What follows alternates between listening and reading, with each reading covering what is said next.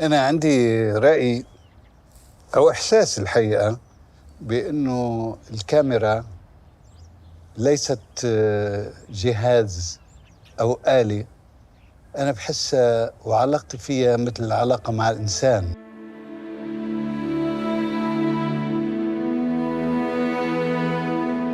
بتحب الكاميرا، بتحب أو ما بتحب، ولما بتحب بتعرف كيف تعبر الكاميرا عن حبها للشخصية اللي عم تصورها. بدون أي تنظير، سينما المؤلف بالنسبة لي أن تحقق فيلم ينطلق من الإحساس الداخلي للأشياء التي يختزنها البصر والتي تريد أن تعبر عنها من جديد.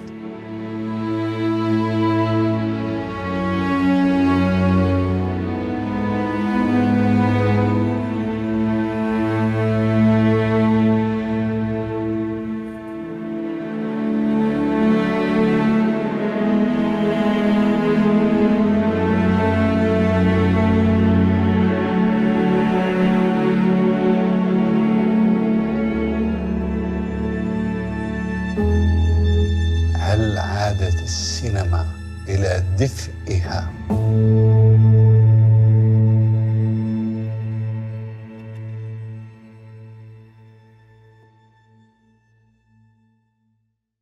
So, welcome again, Nezar Andary, to 𝘃𝗶𝗀𝗄𝗃 International Film Festival. We are honored that we have your film, Unlocking Doors of Cinema.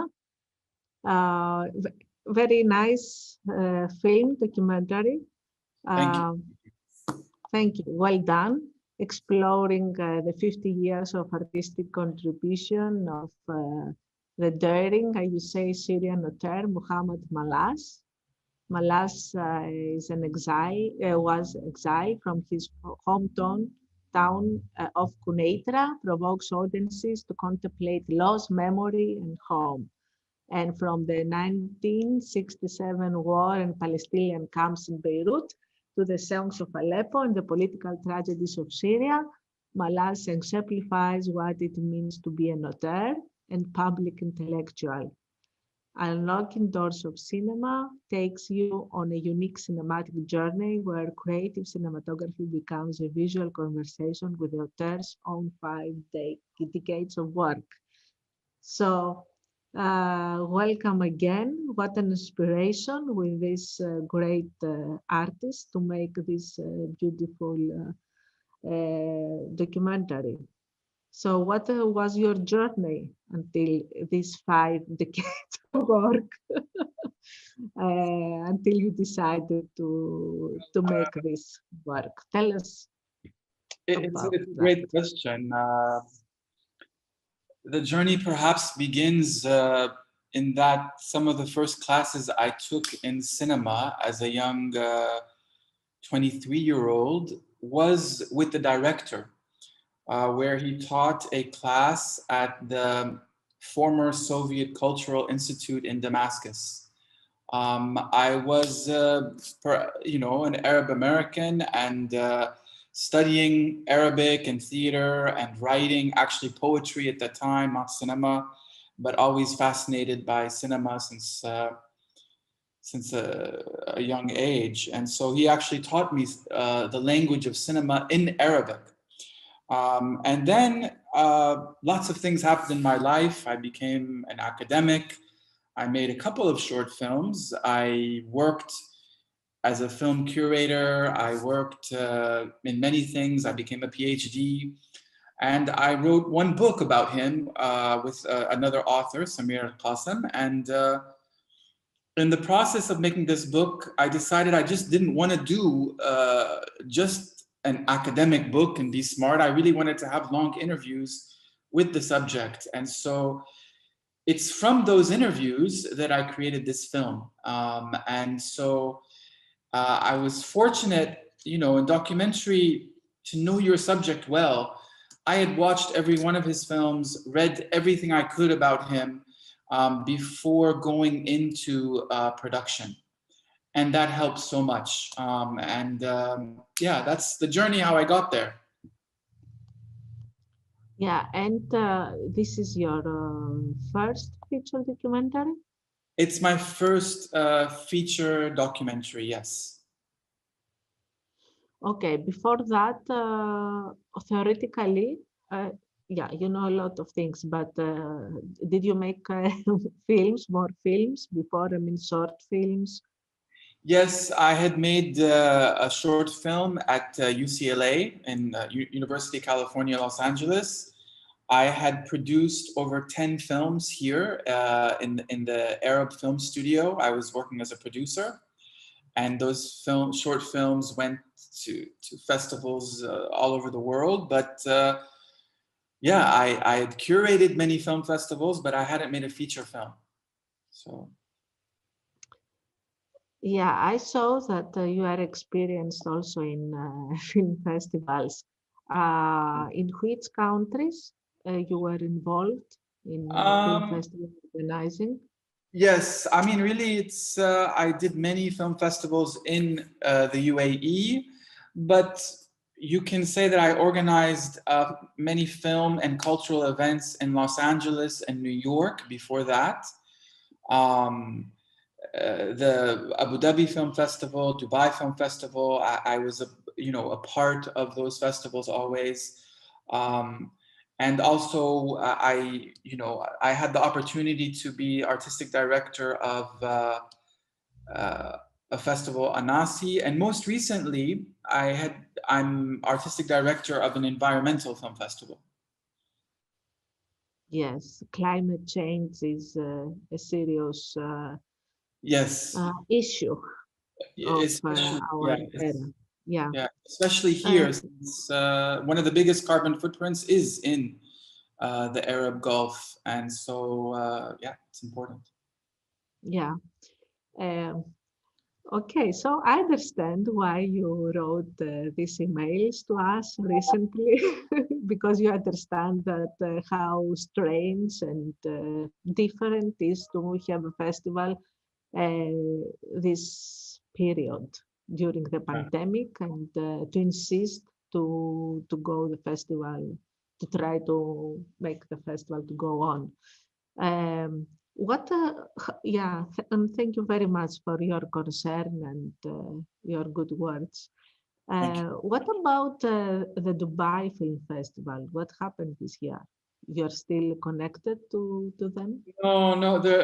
In the last couple of years, there are no more festivals or big festivals or international festivals in Dubai or Abu Dhabi that one can speak of. Perhaps they will come back in the future.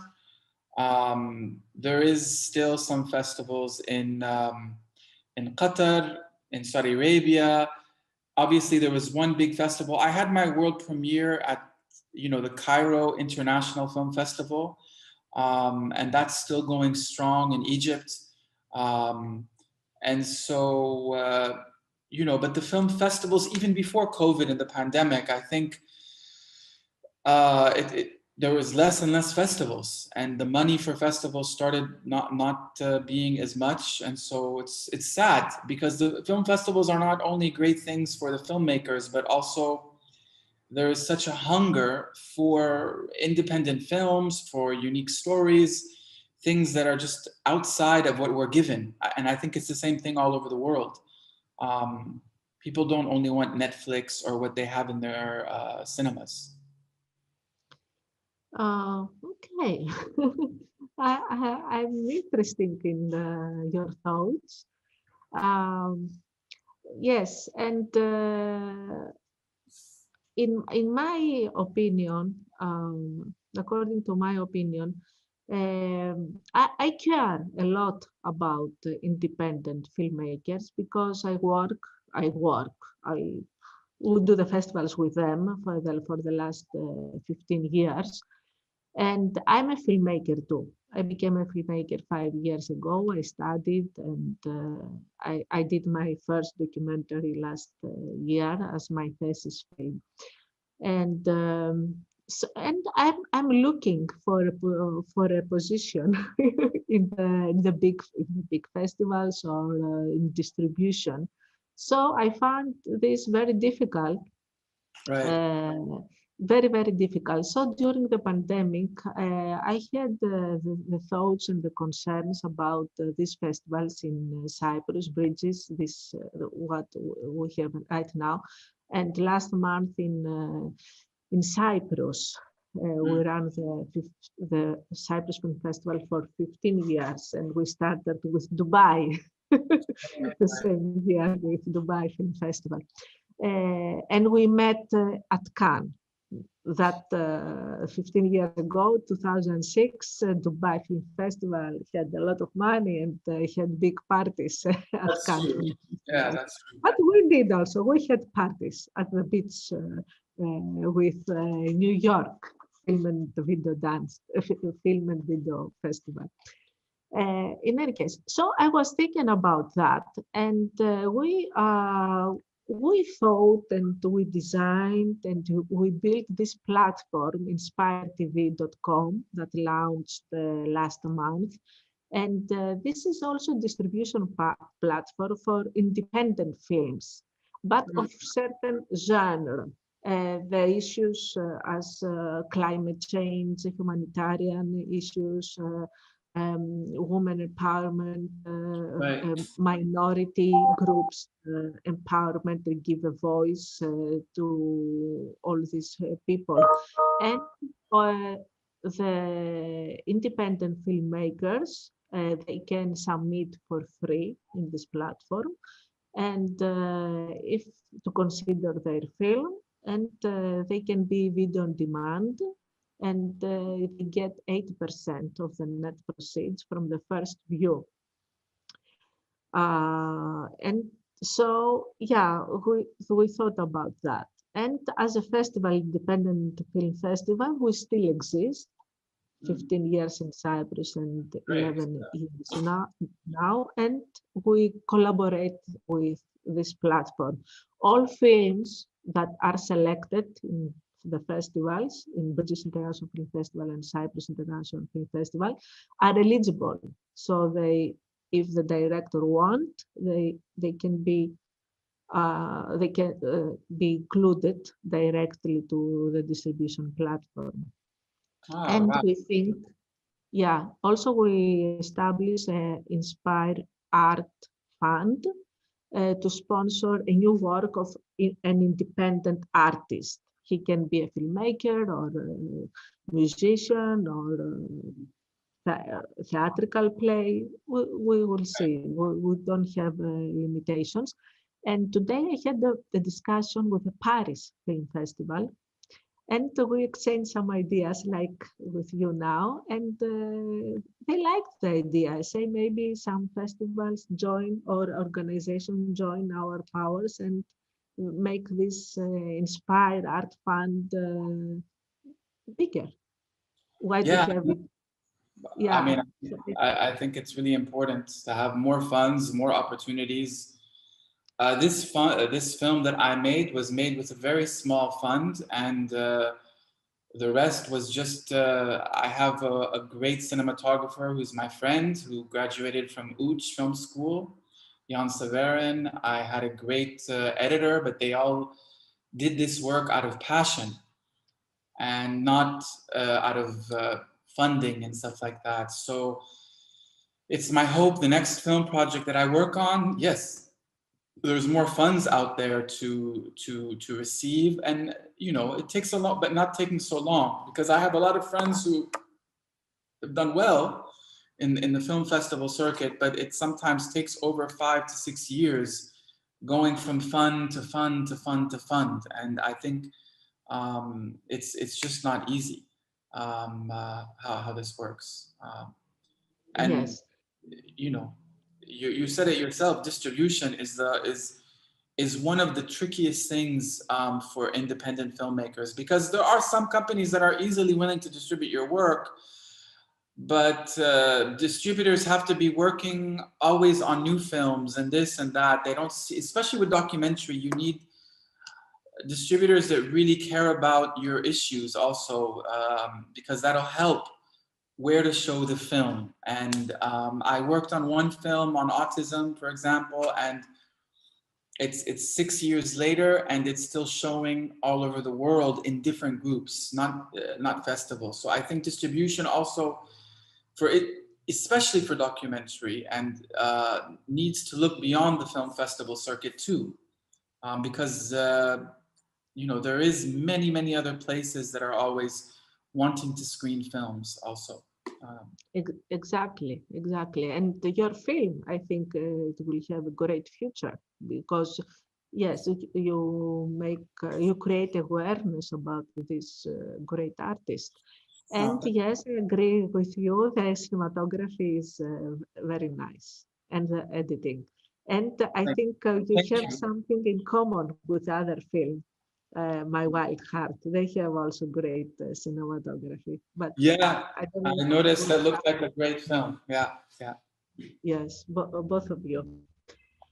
All right, great. And about the Cairo, you mentioned Cairo. I am a co-producer in a film, Tenderness, that is screened tomorrow, and we have a chat with the director tomorrow at 6 o'clock, 𝘂𝗶𝗍𝗁. And the film was selected at Cairo Film Festival, and nice. 2008 or 9. Yeah, it is wonderful.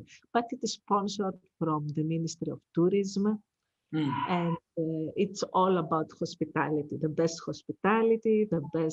theaters to screen your films. Yeah, it is a very nice festival. We enjoyed a lot.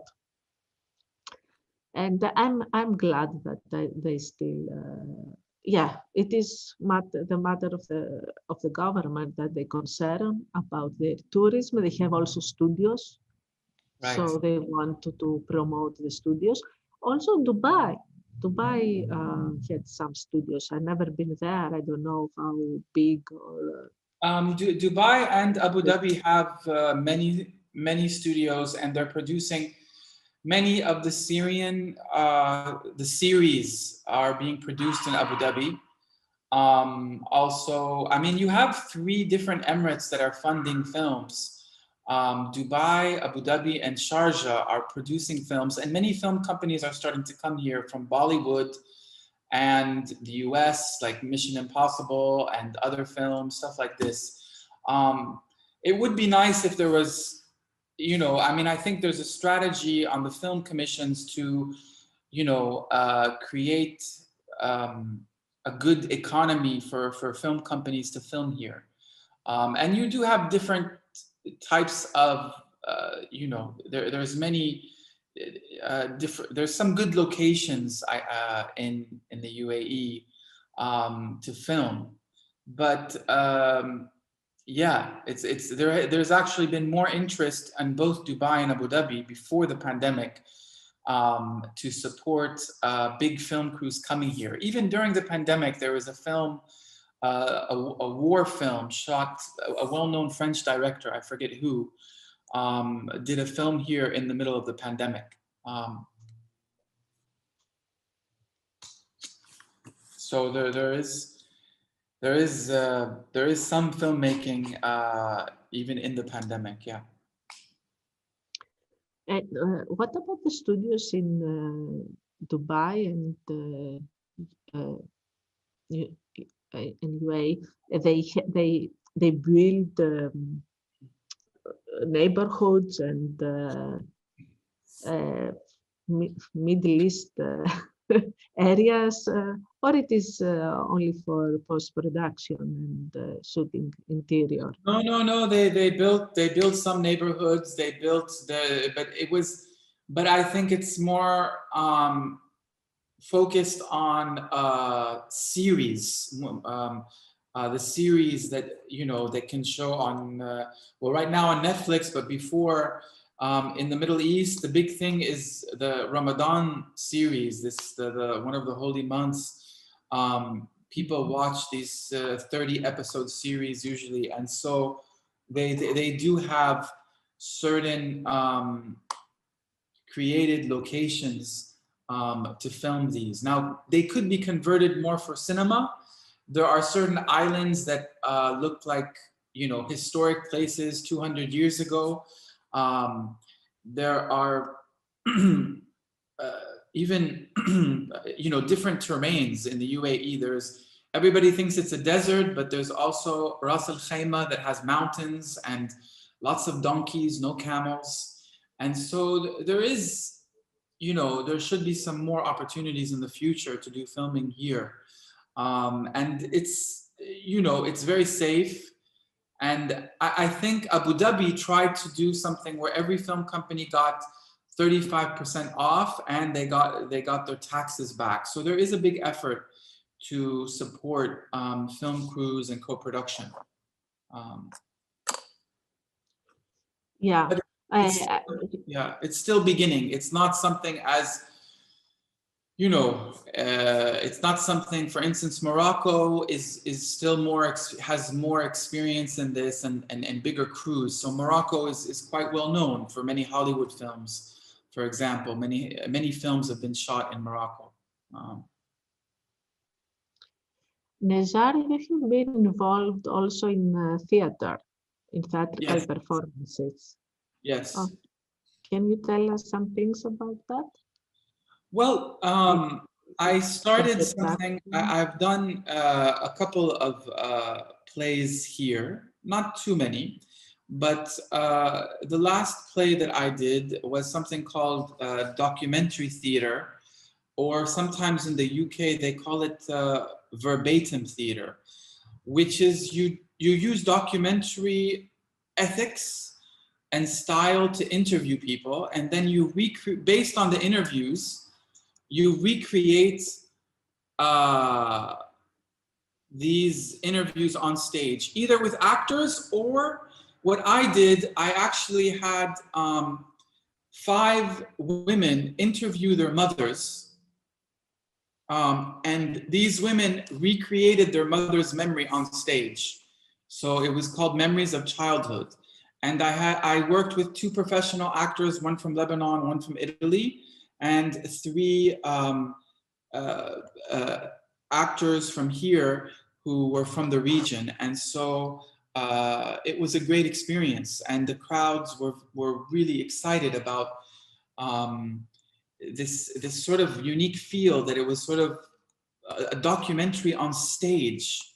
And you know, I would love to do more of these projects, but I was scheduled to do one this year, but it didn't happen because I mean, theater projects were basically canceled. Yeah, documentary on stage. Yes, It sounds very interesting. What about the memories of childhood?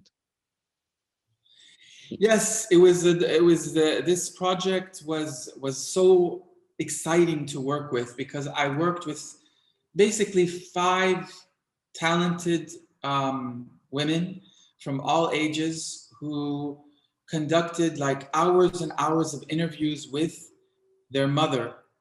And we then connected those interviews into a script. I did not do it verbatim because it was too difficult, but I had each interviewer and actor create a staging and a presentation of their mother's memory. And so the memories were one was from Lebanon during the war. Another one was a young woman who had to walk for 3 days in the desert because she was escaping being killed by another tribe. And it was how this family arrived in the United Arab Emirates. Another one was about her mother's first experience with cinema, watching a Bollywood film from India.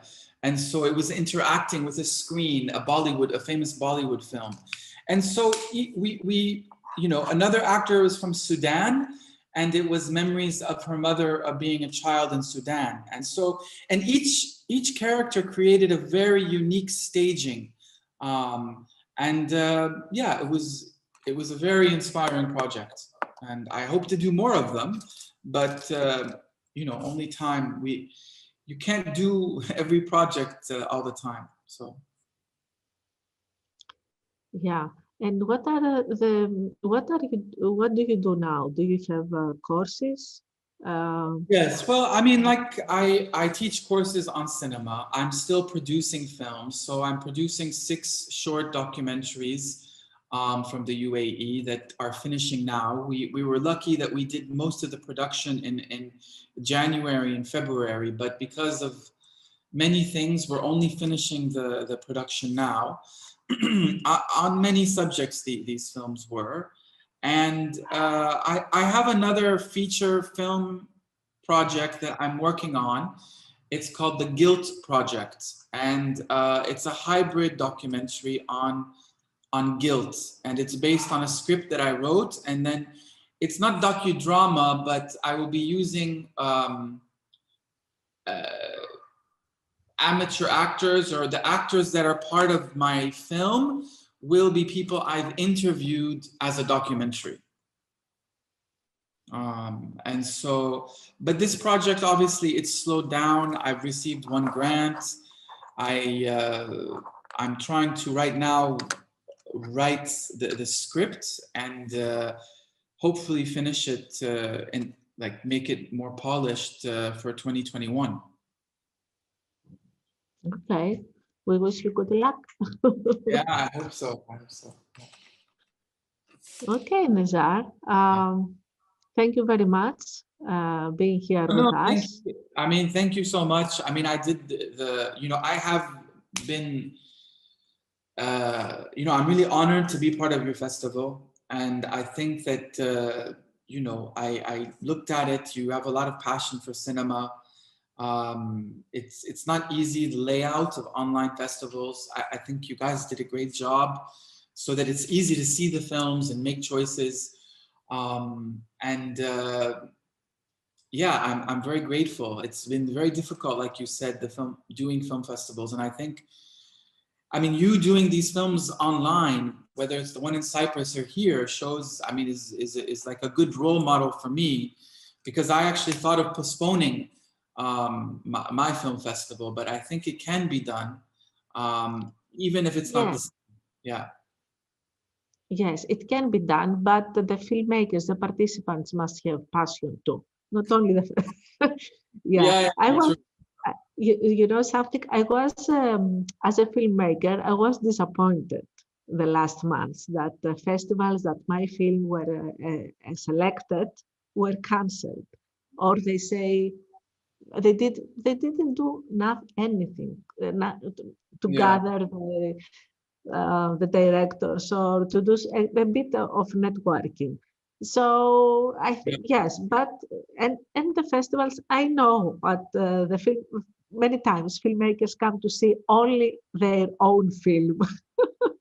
Yeah, it is disappointing too, because they want the rest of the filmmakers to be there to watch their film, but they have to be. Because just talking to you, I mean, Petra, is, I mean, yes, I've been in many festivals. There's no talking, there's no camaraderie, there's no you just, the film is there and you don't know what happens. But at least, I mean, this reaching out, this discussion makes you feel festive, like a festival at least. And I mean, you know, that's half the battle. And yeah, how to watch each other's films. I mean, it's not easy. It's really not easy to watch all the films. So. Yeah, and this discussion is not only between us. It is live on Zoom, on Facebook, in 2 pages, I think, and in a while it will be in more. And it is recorded, so it will be also on YouTube. Oh, great! And yeah, and so many people will know about you and your film. And you can be there here at 8 o'clock around. We'll have every night we'll have discussions with the filmmakers, and the other participants can participate. They can enter the Zoom because everybody has the link from you. So Okay. I So hope yeah. it's not only today. You are permitted, you are allowed to be every night here. Okay, I will come back. Yes, please. Sure. Or you can check the video recordings also, if you miss something live. Very cool. So thank you very much for being here. I'm sure that we'll meet in the future, next year, somewhere in a festival, online or live. I hope. Yeah, and thank you so much for the Greek premiere. Thank you so much. Ευχαριστώ, as they say. Thank you. You're welcome. Thank you. Stay safe, healthy, and be inspired. Yeah, thank you very much. Thank you.